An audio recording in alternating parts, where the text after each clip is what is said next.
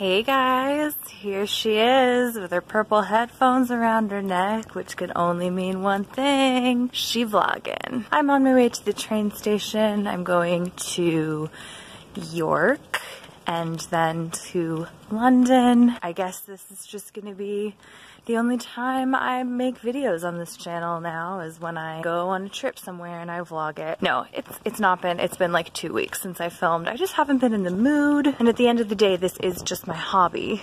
And I want to make sure I continue to be motivated by joy and not by a sense of obligation or guilt.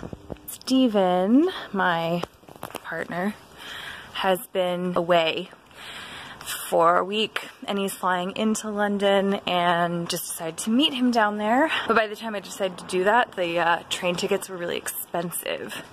But I found that if I went to York first and then the next day went down to London, that it was a lot cheaper. And then I'd also get to see another place that I wanted to see, so that's what I did. And then this morning, it was like pulling all the e-tickets up on my phone and I realized that rather than having a ticket to York and then a ticket to London, I have 2 tickets to York.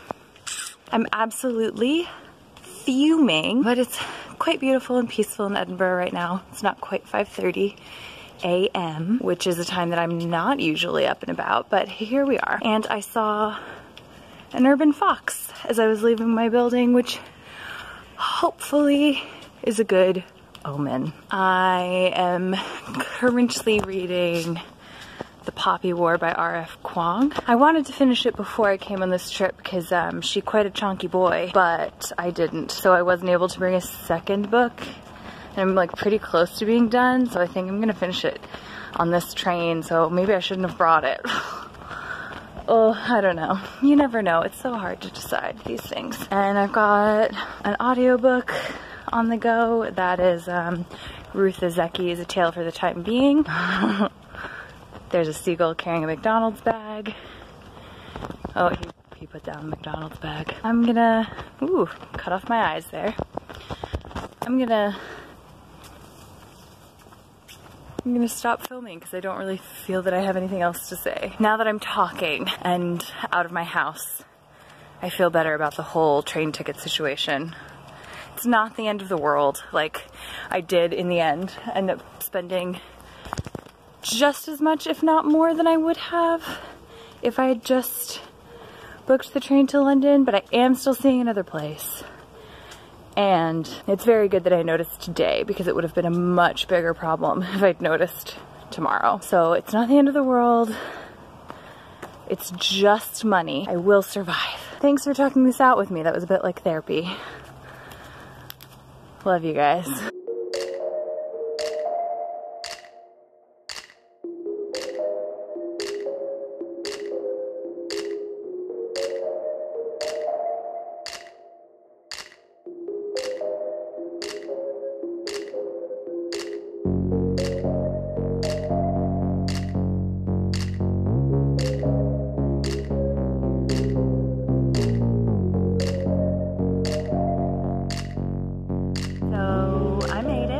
I got here, it was like still before 9 a.m. so really like almost nothing was open. So I just sat, got some breakfast and sat and read The Poppy War. Yeah, it's just one more. I always think it's wars, but it's just the one. For like an hour or more even, and that was really enjoyable. I am close to the end, I think. I've been really enjoying it. I wasn't entirely sure going into it just because I haven't read fantasy in years, but I really like it. Rin is a great character, and even though I don't think the writing is particularly anything special, I do think she's done really fun things with the story, and like I haven't expected what's coming at any point. It just doesn't follow the patterns that I expect when I read fantasy, and maybe those expectations are just generally incorrect. I don't know. Ramble, ramble. My arm's already tired. I'm so weak. There, I turned around so I can rest my arm on the back of this bench. York is this city in the north of England, and it's famous for its cathedral. When I was little, one of my favorite books of all time was called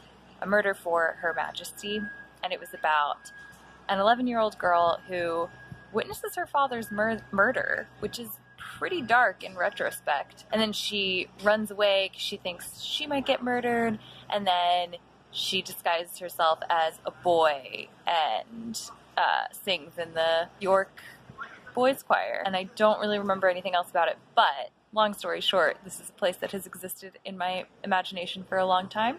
So it's cool to be here. It's really pretty and lively. The only thing that has surprised me since getting here is that like a lot of museums and stuff in the UK are free, and pretty much nothing seems to be free here. So that's not great because I have like no money. But I'm gonna go into the cathedral now. I'm gonna try to spend like most of the day outside because it's really nice. And also, again, money is a thing that I do not have.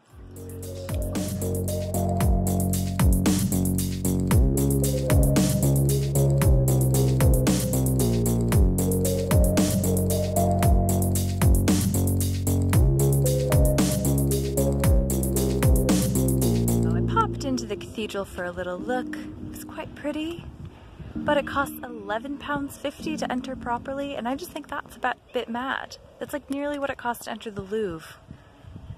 I might come back for the choral evensong later, which will be free, but also would involve like sitting through a church service, so I don't know. We'll see.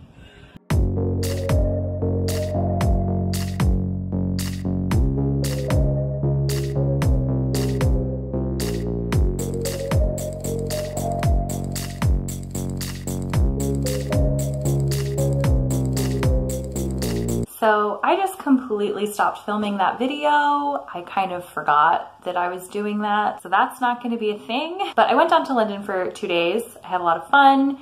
We went to the Wallace collection and the British Museum, which was actually like so insane. I've never been to such a crowded museum. I don't think I'd go back there again. And we went to see a free comedy show, which was very good. And it rained a lot. And then yesterday on the train back home, I finished The Poppy War, and wow, is that a book. I don't really have anything negative to say about it, but I also don't feel like I can gush about it as much as I thought I might be, like when I started the book. And I think most of my reactions come from the fact that I just don't read a lot of fantasy or like any fantasy at all really anymore. So my brain is just having a hard time like wrapping around everything that happened. Like I look back on it and it's just such a big story, and usually I read books where nothing happens. So, but yeah, anyway, so I thought like instead of just throwing out that footage that I took from Thursday, I would just keep on filming and make this into like a week vlog. I just picked up these 3 books from the library that I had reserved that came in.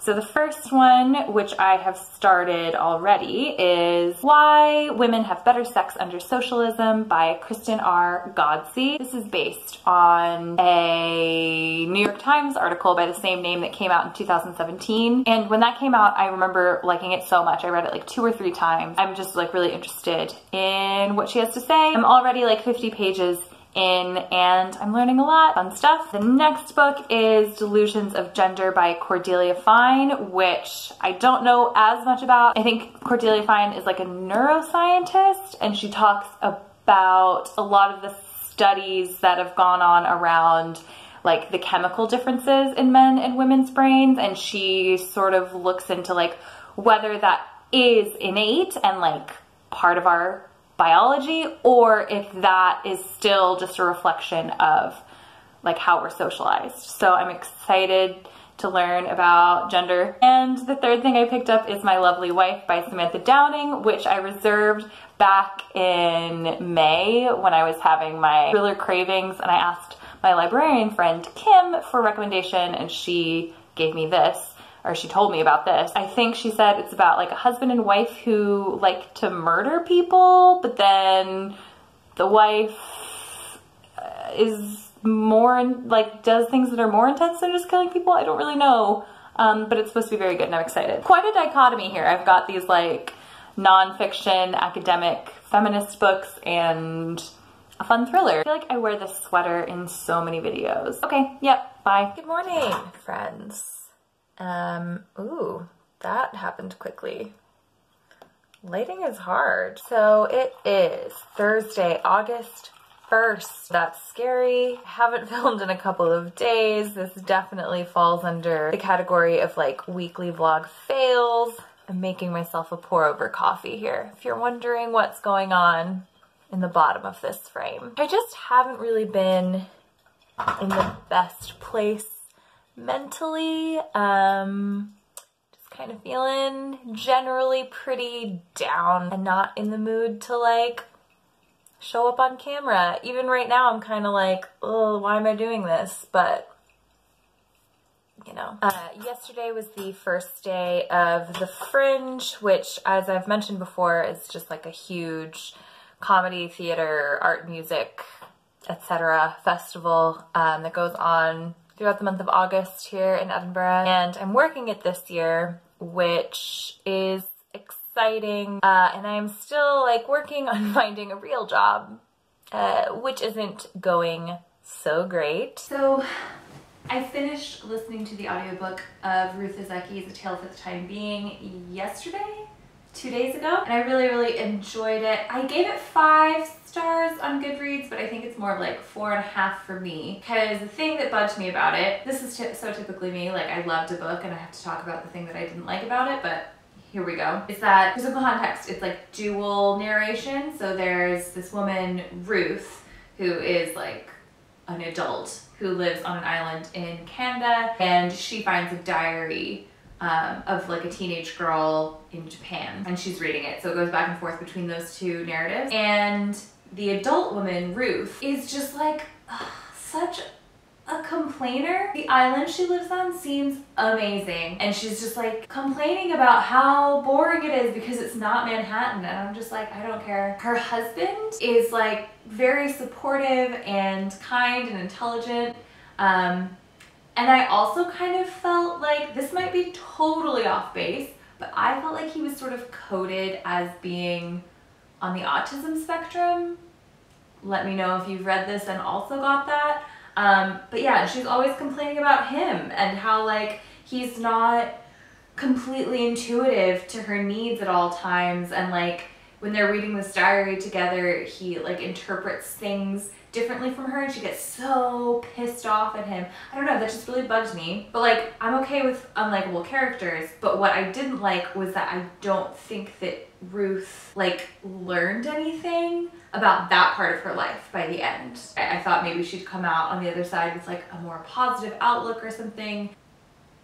Oh fuck, that's really hot. For the last 2 days I've been reading Why Women Have Better Sex Under Socialism. It's a lot about just all the ways in which socialism facilitates women's economic freedoms and how capitalism by nature limits women. It's really easy to read, but I'm also learning a lot. It's one of those books though that I wish I didn't get from the library because I want to be taking notes. And I could obviously get a notebook and take notes, but I am too lazy. I really like this cover, but with the title, I feel weird bringing it out in public. Maybe I shouldn't care so much what people think. How about that? That's a concept. Oh, I can do a little time lapse, can't I? Good thinking.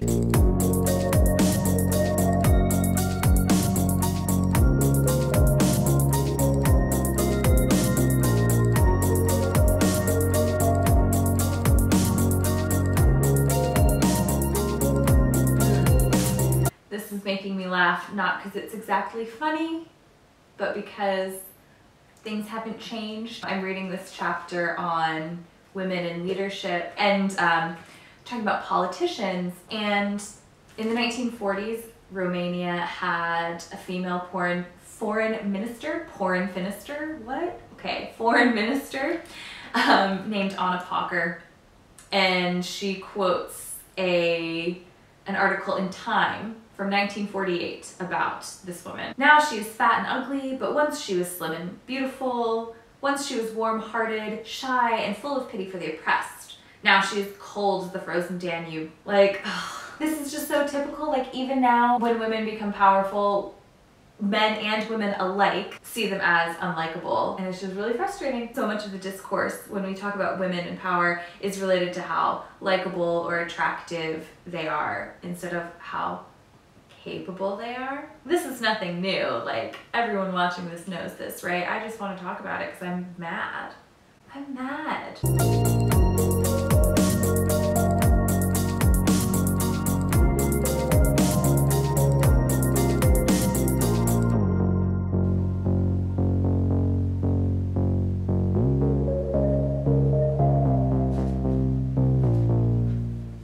I'm really appreciating about this book is that it is quite balanced. Even though she talks about how women benefited in a lot of ways from state socialism, which we might colloquially call communism, but as she points out, it was never really communism. That's never really existed in real life. Anyway, so she talks about how women benefited in these societies, but also is very realistic about how women's lives were worse in a lot of ways as well. Eloquence has not been bestowed upon me today. Okay, I'm gonna dry my hair and go to the store. Maybe I'll talk to you later. Maybe this will be the end of the video, so maybe goodbye, maybe not.